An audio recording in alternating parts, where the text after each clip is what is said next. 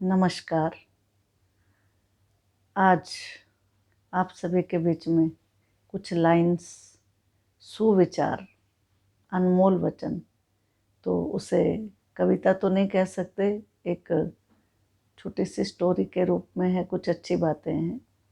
तो है उस अनमोल वचन में बेटियों में संस्कार। तो कुछ बेटियों को मेरी बात का बुरा ज़रूर लगेगा, परंतु ये बात बिल्कुल सच है।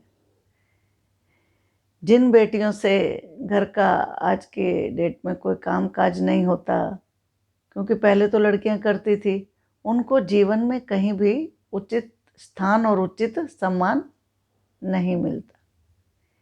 एक वकील साहब ने अपने बेटे का रिश्ता तय कर दिया और कुछ दिनों के बाद वकील साहब होने वाले समधी के घर गए तो देखा होने वाली समधन खाना बना रही है, सब बच्चे टीवी देख रहे हैं और होने वाली बहू भी टीवी देख रही थी।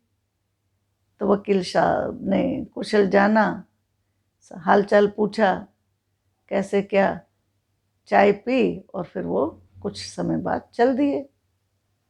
फिर एक माह के बाद फिर वकील साहब को समधी जी के यहाँ कोई काम पड़ गया और वो फिर समधी जी के यहाँ पहुँचे, होने वाले समधी जी के यहाँ। तो देखा भाभी समधन जी जो झाड़ू लगा रही हैं और जो होने वाली उनकी बहू है वो सो रही है और बाकी बच्चे पढ़ रहे हैं, कोई टीवी देख रहा है। तो वकील साहब ने खाना खाया और फिर चल दिए। फिर कुछ दिन बाद वकील साहब को कोई काम पड़ गया, फिर वो समधी जी के यहाँ गए, होने वाले समधी जी के यहाँ। तो देखा होने वाली समधन जी बर्तन साफ कर रही हैं और होने वाली जो बहू रानी है वो उनकी नेल पेंट लगा रही है और बच्चे टीवी देख रहे हैं। तो वकील साहब ने बहुत गहन सोच विचार इस बात पर किया और फिर करके उन्होंने वकील साहब जी ने ये खबर लड़की वालों के यहाँ पहुँचा दी। जिस व्यक्ति ने रिश्ता कराया था उसको बीच में डाल के वो खबर उन्होंने पहुँचा दी कि हमें यह रिश्ता मंजूर नहीं है। कारण पूछने पर तो समधी जी के यहाँ उसने कहा मैं 3 बार गया, तो अभी तो समधी जी तो नहीं बने थे, होने वाले समधी जी के यहाँ मैं 3 बार गया। हर बार समधन जी को मैंने काम करते देखा। तो जो बेटी थी, उन्होंने कहा कि जो बेटी है जिसने हमारे घर बहू बन के आना है, वो जब अपनी सगी माँ के साथ कोई काम काज नहीं करा सकती, अपनी सगी माँ को हर समय वो व्यस्त पाकर भी उसकी कोई मदद करने की ना सोचे, उम्र दराज का भी उसे कोई ख्याल नहीं है, और जबकि वो उम्र में भी जवान है, तो जो भी लड़की स्वयं की माँ का हाथ बटाने का जज्बा नहीं रखती है, वह किसी और की माँ और अपरिचित परिवार के बारे में तो मतलब ही नहीं, क्या सोचेगी। तो मुझे अपने बेटे का ये रिश्ता मंजूर नहीं है, उन्होंने उस व्यक्ति को कह दिया। क्योंकि उन्होंने कहा कि भाई मुझे अपने बेटे के लिए एक बहू की आवश्यकता है, ना कि मुझे किसी गुलदस्ते की जो फ्लावर पॉट में सजाया जाए।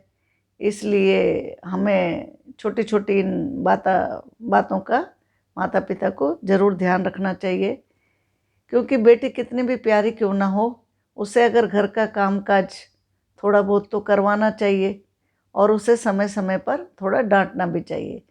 क्योंकि अगर उसे यहाँ थोड़ा सा भी डांट खाने की आदत नहीं है, तो ससुराल में कोई जब नई गई है तो उसको कोई काम नहीं आता, तो बड़े व्यक्ति कह भी सकते हैं, और ऐसा ना हो कि उसको फिर कोई बात कही जाए और उसे वो बात अच्छी ना लगे और वो कोई गलत काम करने की कोशिश कर ले। तो हमारे घर जब बेटी पैदा होती है तो हमारी ये जिम्मेवारी बन जाती है कि हम बेटी से उसको बहू कैसे बनाएं। बेटी से बहू बनाने की जिम्मेवारी हर माता पिता की होती है। अगर हमने अपनी जिम्मेवारी ठीक तरह से नहीं निभाई तो बेटी में बहू के संस्कार नहीं डाले तो इसकी सज़ा बेटी को तो भुगतनी पड़ती है, साथ में माता पिता को भी सज़ा मिलती है, उन्हें भी कुछ कुछ सुनने को मिलता है। लेकिन हर किसी को सुंदर सुशील बहू चाहिए, ये तो सब चाहते हैं, हर कोई व्यक्ति चाहता है। पर जब हम अपनी बेटियों में एक अच्छी बहू के संस्कार डालेंगे तभी तो हम एक संस्कारित बहू हमें मिल पाएगी, क्योंकि हम उनमें तो संस्कार अच्छे डालते नहीं और बहू सोचते हैं अच्छे संस्कार वाली हो जाए, क्योंकि हमारी बेटियां ही तो कहीं जाकर बहू बन रही हैं। तो ये कड़वा सच है, परंतु बिल्कुल सत्य बात है। ये शायद कुछ लोग इसको बर्दाश्त नहीं कर पाए, उनको अच्छा भी ना लगे और ख़ासतौर बेटियों को अच्छा ना लगे, लेकिन पढ़ें समझें। हर माता पिता, इस संदेश का मतलब ये नहीं है कि हमारे घर में जो बेटी आए तो उसको हम काम काज के लिए सिर्फ ला रहे हैं। बस यही है कि काम तो आजकल चलो हो भी जाते हैं, सब बड़े भी करा देते हैं, घर में नौकर चाकर भी हैं, लेकिन जिनके यहाँ नहीं है, परंतु ये संदेश का मतलब ये है, तात्पर्य कि उस बच्ची को अपने घर का फर्ज, कर्तव्य और जिम्मेवारी समझनी चाहिए।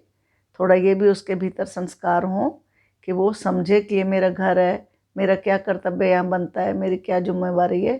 तो ये संदेश मैंने इस छोटी सी स्टोरी के माध्यम से बताया। आपको अच्छा लगे तो इसको सब तक ये संदेश पहुँचाएं। वीडियो अच्छी लगे तो चैनल को सब्सक्राइब कीजिए, लाइक कीजिए, शेयर कीजिए। वीडियो देखने का आप सभी का बहुत बहुत धन्यवाद। ओम इति शम।